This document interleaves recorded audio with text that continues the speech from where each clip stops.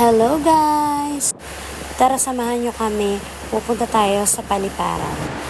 Dahil ang nag-book sa atin ngayon ay dati kong estudyante. Napakainit kaya naka-jacket ako ngayon. Pero carry lang, laban tayo dyan. At dumating na nga tayo sa ating destination. Dito nga pala ako dati nagtuturo sa Armstrong Village. Kaya madali kong natuntun dahil dito ako dati nakatira. Stay in kasi ako before nung nagtuturo pa ako. And provided yun ng school, yung apartment na titirhan namin. So yun na nga, mabalik tayo sa aking estudyante. That was 2018. Isa itong masayahin at napakadaldal, kaya excited na ako sa aming session today. No other than Miss Priscilla Jane Matibis in the house! At ayan, nagpe-prepare na ako para sa aming makeup session.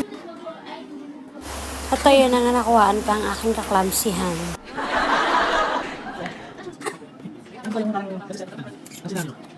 Nakisuyo na din ako kay Daddy Jomel na baka pwede niya akong videoan habang may make-upan ko ang aking estudyante. So ayan nga pala yung setup natin for today's video.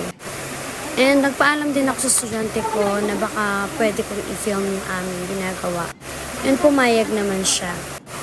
Ang dami naming mga kwento. Naku, pag talagang dalawang madaldal nagsama, talaga naman hindi ka mauubusan ng topic. At ayun, more chika. Sabi niya, HRM daw yung kinuha niya and na-enjoy niya talaga yung kanyang course. Kinamusta ko na rin yung mga buhay-buhay ng kanyang mga kaklase noon. And nakakatawa lang kasi, alam mo yun, yung mga high school life nila, yung mga kalokohan nun. Minsan nakakamiss din talaga magturo eh. Lalo na pag napamahal ka na sa mga estudyante mo. Naalala ko noon, part-time kong ginagawa tong pag-makeup. Bali, Monday to Friday, nagtuturo ako. Tapos, pag weekend naman, natanggap ako ng makeup gig. As in, wala akong halos pahinga. Ang hirap mag-decide noon kasi pareho akong masaya sa ginagawa ko. Buti na lang din at supportive ang asawa ko. Thank you, Lord. Naalala ko noon, kinausap niya ako. Sabi niya, i-full time ko na daw itong ginagawa ko. Total, dito naman ako masaya. And mas marami pa akong time sa anak namin.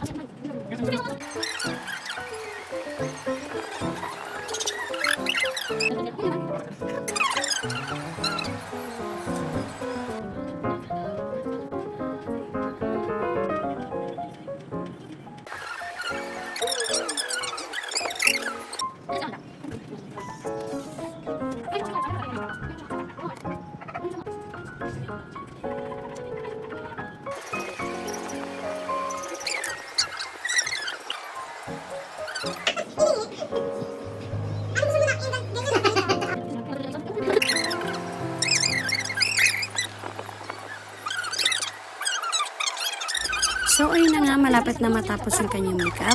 Meron nga pala siya sa akin sinend na makeup look. At meron ding requested hair ang ating client. Mamaya papakita ko sa inyo.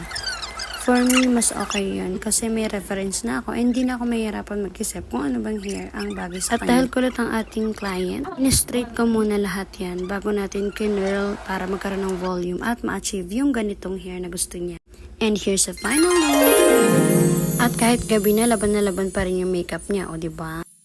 And that's all for today. Thank you so much for watching. See you on my next gig. Bye-bye!